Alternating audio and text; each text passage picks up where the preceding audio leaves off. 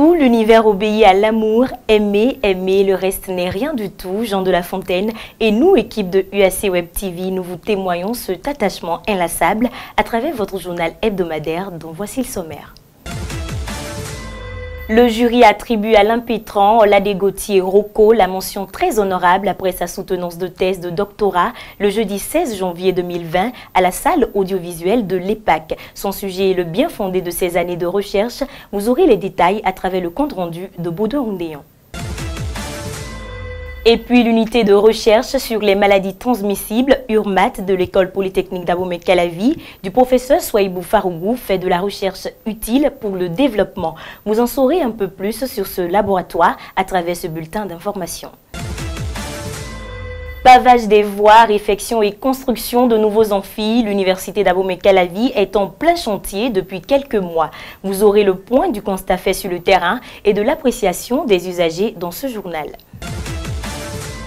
Bonjour à tous. Mention très honorable, c'est celle qu'a obtenue Oladé Gauthier Rocco après avoir soutenu sa thèse de doctorat le jeudi 16 janvier 2020 à l'école polytechnique d'Abomey-Calavi. Le désormais docteur en microbiologie, biochimie et pharmacologie a effectué ses travaux de recherche sur la valorisation des plantes de la pharmacopée béninoise dans le traitement de plusieurs maladies. Baudouin Ondéan était sur place, suivez son compte-rendu. Le jury a délibéré et vous déclare digne du grade du docteur de l'université d'Abomey-Calavi avec la mention la plus élevée de notre université, c'est-à-dire Kazolola. Lui, c'est Olamide Gauthier Rocco. Ses travaux de recherche traitent de la valorisation des plantes de la pharmacopée béninoise à travers l'étude de leurs activités biologiques permettant l'accès des populations à des médicaments naturels et efficaces. Des études ont montré que ces plantes sont utilisées pour traiter beaucoup de maladies. Et il y a eu peu d'études scientifiques qui ont prouvé de façon scientifique l'efficacité ou bien les nombreuses vertus qui sont attribuées à ces plantes. Entre autres vertus, ces plantes sont très utilisées dans le traitement du paludisme, des maladies diarrhéiques, de la fièvre typhoïde et bien d'autres. Gauthier Rocco a travaillé essentiellement sur 3 de ces plantes dans les feuilles de citron. La deuxième plante, on appelle ça Euphorbia eta, son nom scientifique. Et en fond, c'est connu sous le nom de Ronde-Uriasu. En Go, on appelle ça Akonyon. Et en Nago, on appelle ça Ewe Egeile. La troisième plante, son nom scientifique est Heterotus rotundifolia. Donc on appelle ça Awede en Nago et Yoruba. C'est connu sous le nom de Frema en fond. L'intérêt de cette thèse se trouve dans le volet qui aborde la toxicité de ces plantes. J'ai évalué aussi quelques effets toxicologiques des plantes et j'ai trouvé que ces plantes ne présentent pas de toxicité aux doses évaluées. Et ces résultats sont promettants et justifie l'utilisation traditionnelle que la population en fait. Professeur Lamine Saïd Baba Moussa, le directeur de la thèse, témoigne également de la pertinence des travaux de Rocco. Très souvent, ces médicaments sont efficaces en réalité, mais ils posent un problème de l'inocuité et de la posologie. Lorsque un guérisseur vous dit de prendre un verre de tisane le matin, un verre à midi, un verre le soir, quelle est la quantité de préservatifs qu'il y a dans le verre du matin? Est-ce que ces préservatifs ont déjà été éliminés avant que vous preniez celui du midi et celui du soir? Ça fait que les molécules s'accumulent et le rein devient fatigué. Monsieur Rocco, il a pris ces plantes, il a étudié au laboratoire et il a pu trouver la dose optimale. Toutefois, le jury composé de 5 membres du Bénin et du Togo relève certaines limites dans ses travaux de thèse. Il s'agit d'évaluer la toxicité chronique et subchronique due à l'accumulation des extraits de ces plantes dans l'organisme humain. Mais pour le désormais docteur en microbiologie, biochimie et pharmacologie de l'université d'Abomey-Calavi, Olamide Gauthier Rocco, la perspective majeure est de parvenir à produire un phytomédicament avec la combinaison de ces 3 plantes. Nous restons dans le registre ministre de la Recherche est toujours à l'EPAC, mais cette fois-ci, nous irons à la découverte d'un laboratoire. Il s'agit de l'unité de recherche sur les maladies transmissibles, URMAT, dirigée par le professeur Souaïbou Farougou. Appartenant à l'école polytechnique d'Abomey-Calavi, cette unité travaille à garantir la sécurité alimentaire et à trouver des solutions endogènes pour combattre les pathologies animales à partir des plantes. Suivez le reportage de Baudouin Roundéan. Il faut faire de la recherche utile pour le développement. L'unité de recherche sur les maladies transmissibles, URMAT, s'attelle à cet idéal, produire des résultats de recherche susceptibles d'impacter l'environnement immédiat. Professeur Souaïbou Farougou est le directeur de l'URMAT. Nous sommes ici à l'unité de recherche sur les maladies transmissibles, un laboratoire de l'école polytechnique d'Abomey-Calavi. L'URMAT a ouvert ses portes depuis le 31 mars 2014. Elle comprend une vingtaine de jeunes chercheurs et est subdivisée en 2 groupes de recherche dont le premier travaille sur les maladies transmissibles et la biosécurité. C'est ce groupe qui s'occupe des questions de recherche sur les maladies animales de façon générale, les maladies transmises par les tiques par exemple, mais également les maladies transmises par des micro-organismes tels que les virus et les bactéries. Ce groupe mène actuellement des travaux sur les maladies transmises par les tiques aux bovins. Ici, c'est l'identification des tiques et aussi la manipulation, les agents pathogènes transmis par les tiques, également au niveau de la PCR là-bas, de l'autre côté. Donc, c'est ma tâche ici. Je suis technicien, je suis chercheur également technicien dans le laboratoire. Nous travaillons beaucoup plus sur les animaux domestiques. Mais moi particulièrement, dans le cadre de mes activités de thèse, j'ai eu à prospecter également les animaux sauvages, où on a constaté également qu'il y a des tiques que nous rencontrons chez les animaux domestiques et qui se retrouvent également chez les animaux sauvages. Ce qui permet, disons, biaise un peu le contrôle de ces parasites-là.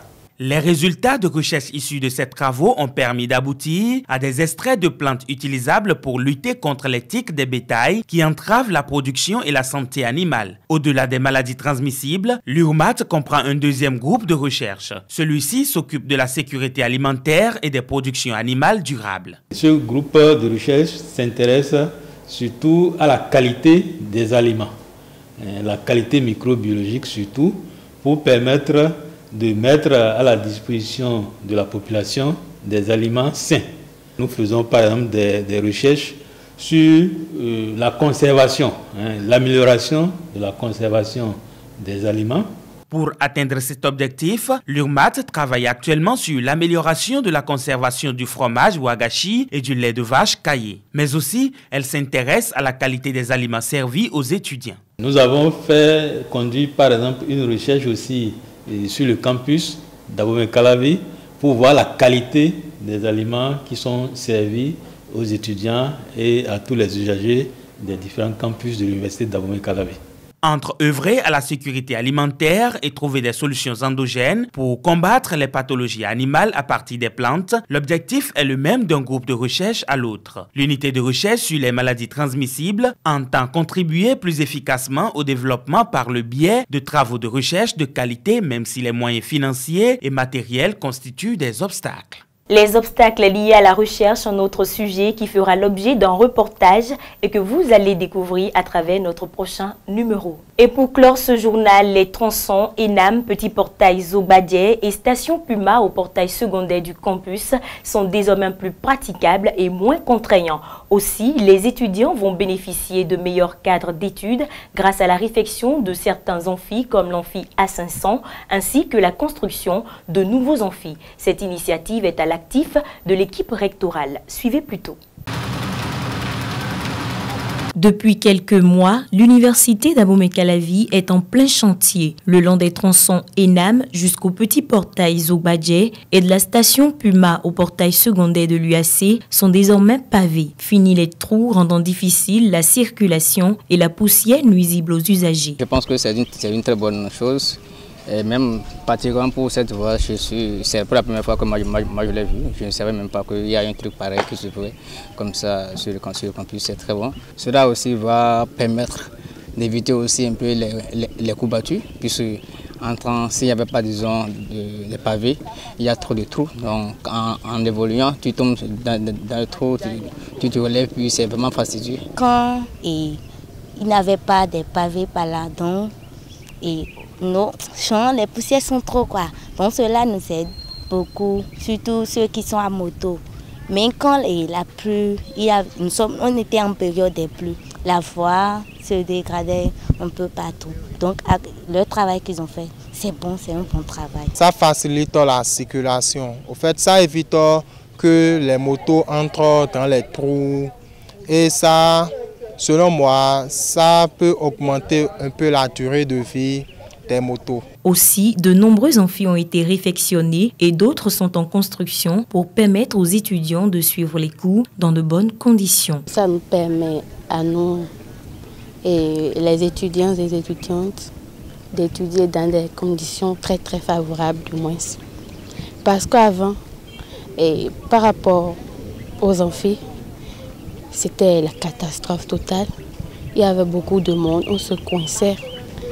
Et il y a aussi la non-aération de la salle d'études. Maintenant, aujourd'hui, grâce à la construction de nouveaux amphis, nous avons la possibilité d'étudier dans des conditions favorables. Ce n'est pas donné à tout le monde de jouer ce rôle donné. Donc, je vais seulement dire que, bon, vraiment, ils sont bien organisés au niveau de leur rectorat. Une organisation qui se fait ressentir dans l'évolution des travaux. Le chef division infrastructure nous fait le point. Si on prend la réflexion d'abord des amphis, il y a l'amphi E qui est pratiquement terminé. À part, bon, il y a quelques NACO. Puis là, je pense que ça ne restera plus rien à faire. À part l'amphi E, il y a les modules 1, 2, 3, 4 aussi que nous avons bouclés. On finit aussi. À part ça, il y a l'amphi A500 aussi qui est déjà terminé. L'amphi A400, bon, l'amphi A400, bon, ça ne reste plus beaucoup de choses à faire. À part la toiture, il y a la toiture là à faire et puis quelques finitions là. On n'a pas aussi à l'amphi A600 de la FADESP. Ils ont aussi pratiquement terminé. Ce qui est en train d'être fait maintenant, c'est des millions, c'est de l'argent. Ça rentre dans l'assainissement général des voies internes de l'UAC. Et tout ça rentre dans le développement. C'est pour faire développer notre UAC, donc je les remercie quand même. On rappelle que les travaux ont débuté début novembre et prendront fin d'ici 3 mois. Plusieurs chantiers sont pratiquement bouclés, surtout en ce qui concerne le pavage des voies. Il ne reste que quelques amphis en chantier. C'est un plaisir de vous informer, mais à toute chose une fin. Prenez le prochain rendez-vous de votre bulletin d'information universitaire. En attendant, toute l'équipe de UAC Web TV vous souhaite un agréable week-end. À très bientôt.